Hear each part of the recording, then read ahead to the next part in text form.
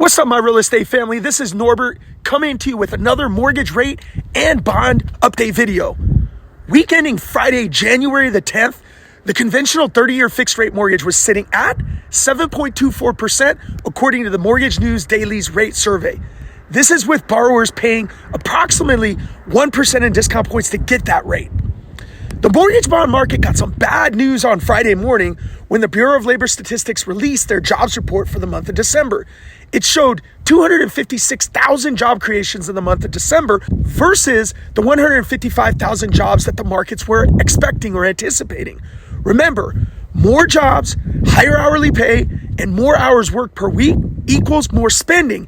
And in turn, this is viewed as inflationary by the markets. And inflation is enemy number one of mortgage bonds and in turn, mortgage interest rates.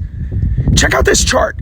It shows you the 30-year fixed mortgage rate in red with the Fed funds rate in blue.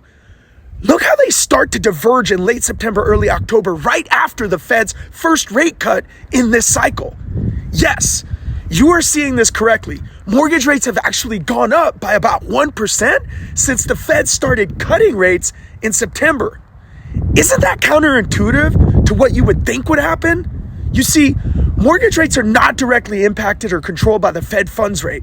Mortgage rates and bonds are long-term investments, and they're super sensitive to inflation or anything that would be an early indicator of potential or future inflation to come, like the BLS jobs report numbers that keep coming in higher than expected.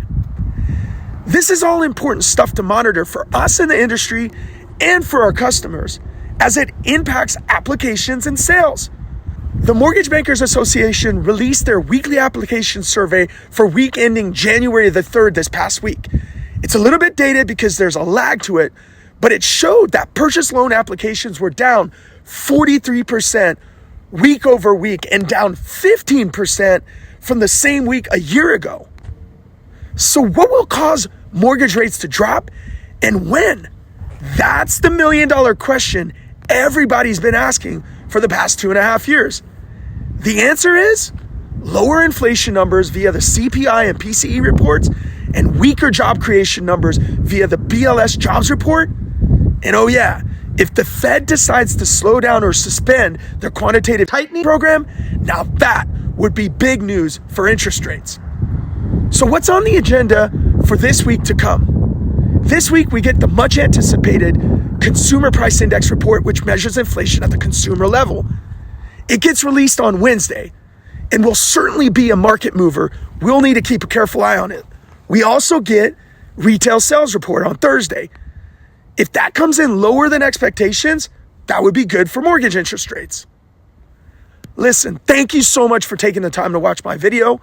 Tune in next week to find out what happened with the CPI report and where rates moved. Until next time, let's get better, let's close more deals, and I'll see you in the next video.